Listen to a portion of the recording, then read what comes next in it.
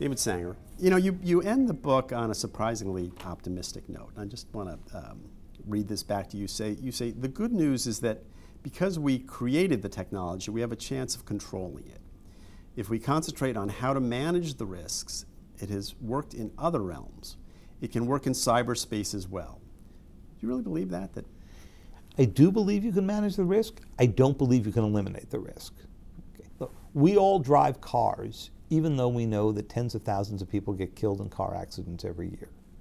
Now, we have two choices under that. We can try to make cars safer, or we can give up driving entirely.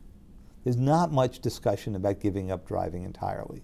There is a lot of discussion about whether autonomous vehicles are likely to be safer. You know, there are a lot of regulations that now require you to have seat belts and airbags and special crash bumpers, and now, starting next year, backup cameras, okay? Basic safety equipment that we're saying, each one of which is going to go reduce the chances that we're going to have fatal accidents. And that's where we are in the internet. We're not turning it back.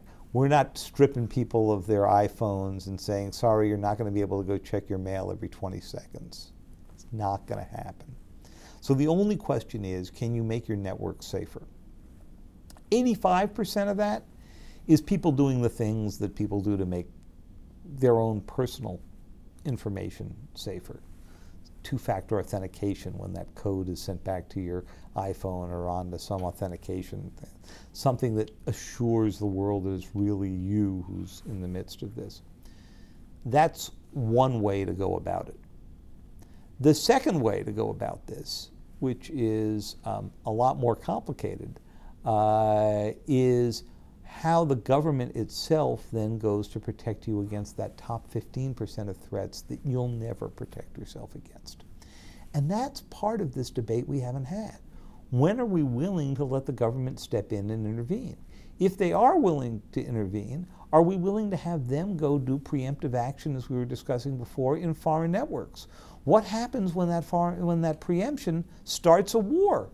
Because the Chinese come in and say, or the Russians come in and say, I know you think that that computer you just melted down was being used by people who were designing malware, but actually it was being used by people who were doing K-3 educational software. Right. You know? So, and you're going to have a hard time proving that your attack was justified. Right.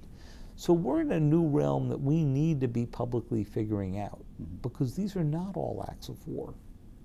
And you want to keep them from tripping into wars. On that happy note, we're going to leave the interview. David Sanger is my guest. The book is The Perfect Weapon. I'm Andrew Walworth, and this is Real Clear Cyber Today. Thanks for joining us. There's more information about cybersecurity, including how U.S. military strategy is evolving, on our website. Just go to realcleardefense.com and you'll get a prompt to go to our cybersecurity homepage.